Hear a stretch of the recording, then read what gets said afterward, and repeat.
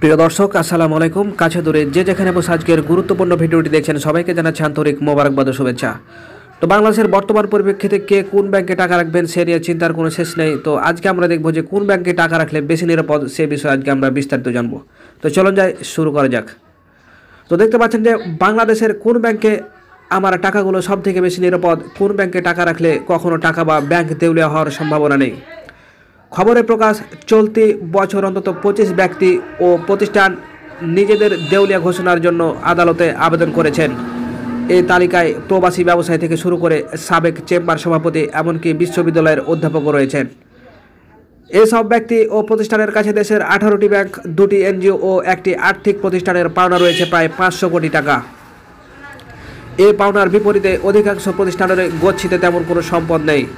একটি মামলায় আর্জিতে বলা হয়েছে, বাদীগণ অর্থের অভাবে বর্তমানে একবেলা খান তো দুবেলা না খেয়ে থাকেন। আরেকটি মামলায় আবেদনে বলা হয়েছে, অর্থের অভাবে বাদীর ছেলেরা টিউশনি করে লেখাপড়া চালায়। ব্যাংকের টাকা মেরে দিতে এভাবে নিজেদের ফতুর দেখে দেউলিয়া ঘোষণার প্রবণতা বাড়ছে ঋণখেলাপিদের মধ্যে, অথচ তাদের বেশিরভাগই দেশে বিদেশে বিলাসী জীবনযাপন করছেন। বিশেষজ্ঞরা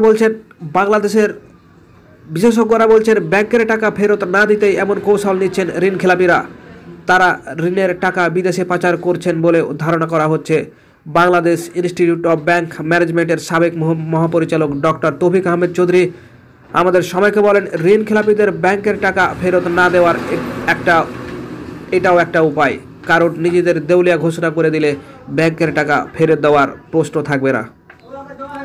এভাবে যদি ব্যাংকের ঋণ গ্রহণকারী ব্যক্তি এবং প্রতিষ্ঠান নিজেদের দেউলিয়া ঘোষণা করতে থাকে, তবে এক পর্যায়ে বহু ব্যাংক সংকটে পড়বে।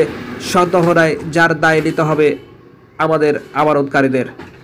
এছাড়াও প্রতিটি বেসরকারি ব্যাংক প্রয়োজনীয় মর্টগেজ না রেখে বিপুল পরিমাণ ঋণ প্রদান করেছে বলে খবর প্রকাশিত হচ্ছে। এই ধরনের ঋণের টাকা আদায় করা সম্ভব হবে কিনা সন্দেহ।